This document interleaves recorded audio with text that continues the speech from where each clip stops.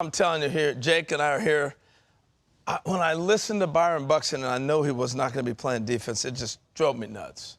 So I'm going to play some sound for you. Here's what Byron Buxton said in June. He's starting to realize that himself. Definitely take your mind off of what you do at the plate offensively, just to the point of if I was to strike out, I went on defense and I was like, ain't nobody getting hit, you know? And it's like that automatically changes your mindset of what you want to do your next at bat, you know? So for me, I'm still trying to find that distraction of, okay, you struck out at bat, so what? You know, like move on to the next. It's still a little tough for me. You know, they give me the green light. I started throwing a little bit here and there, you know, just to switch things up a little bit more. I haven't threw in a little while, so went out, threw. That was fun. And just, like I said, take my mind off of just being inside the cages and hitting all the time. Jake, it infuriates me. I'm going to get into it in a second, but I'm curious your reaction. Yeah, well, I think he just said it all, Harold. You have been a baseball player your entire life, and now that's been taken away from you. And I'm going to revert back to, I played with Jim Thome, incredible DH, first baseman that transitioned into a DH. Right. David Ortiz, arguably the greatest of all time. Being a DH is a certain role on a team that's different than everybody else's, and me and you certainly know that. It takes a special character to morph into that and understand that. Byron Buxton has been a baseball player his entire life. Hearing him talk about going out and playing catch, you're not going and stretching and playing catch and just moving around the outfield. There's something to this. The Minnesota Twins are absolutely hamstringing themselves with this decision. I understand Rocco Baldelli in his quotes, he can't play center field. Something's got to give here. You can just see the mental toll, and Byron's too good of a player to be hitting 195. And that's it. I mean, the thing about him, one, he's too young. That's right. Secondly, he's a platinum glove defender. I want to go to my videotape. I just have to go back and remind some people some thoughts I had way back in the beginning of the year. Yes, he's crashed some walls. He's had some injuries. I get it. But if you look at his resume, they didn't all come from defense. Now, I was playing, watching Griffey go out and break his wrist. Okay, you remember this? But here's what we would have deprived ourselves of. We would have deprived ourselves of some of the greatest catches that we ever saw. This one, the Spider-Man one. How about this in Detroit? Go over it and make the throw back. We would have deprived ourselves of this by sitting there saying, well, we're afraid Buxton's going to get hurt again. Are you kidding me? Afraid Griffey's going to get hurt again. Go back and look at Griffey's resume. He was on DL quite a bit, but he's a Hall of Famer today. We put saran wrap all over this guy. And come on, you expect him to hit more than 195? No. Imagine if we did this with Ohtani. What would be happening today? He's got the arm guard on the right arm. This is his pitching arm. He's hitting left-handed. Why? Because he's going to get hit by pitches, okay? And Ohtani's getting hit by pitches. He's still playing. Why is he chasing 63 home runs and the biggest player in the sport? Because they run him out there.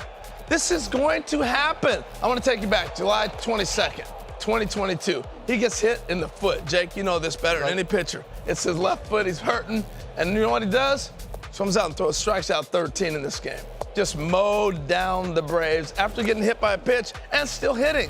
My point is, you got to take the saran wrap off of Byron Buxton and get a chance to see the true player that he is. I can't believe that we've sat here and tolerated this, sitting there going, oh, he's got to get in the lineup. He may as well not be playing. No, you're exactly right. If he's DHing, he may as well not be playing, putting up the numbers where he's at. You've killed his confidence. You've killed who he is. He hadn't played catch. This is a platinum glove winner you gave $100 million to. That Rocco Baldelli said he's the best player on the planet when he's right and out there.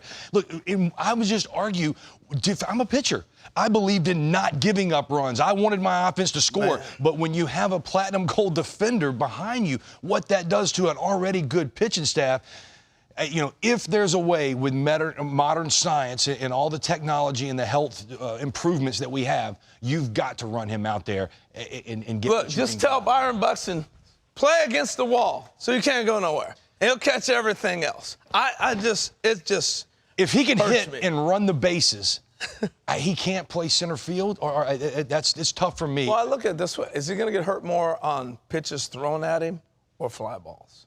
He's been hit by the wrist. He's been out for a hamstring pull. He's had all these different things. I don't know. I'm done going after you guys and telling you, but it just frustrates me to see one of the greatest young players in all of baseball Completely not playing. All right, let's talk about a young phenom who's really getting things together. Alex Kirilloff. I've always loved this guy ever since he came up, and he's made a little adjustment in his swing. Let's take a look at some of the things he's doing on the offensive side, the adjustment he's made. You know, young guys, and Jake, you did this, you watch different players, right? And you said, what can I take from certain people? Well, what he's done, he used to be a guy with the leg kick. That's the traditional leg kick right here, get the foot down. And he just didn't feel like the timing was there for him to get the bat where he wanted it to. Well, recently, this is another look at the leg kick, he's gone to something that Aaron Judge does, where Aaron Judge gets this step kind of there.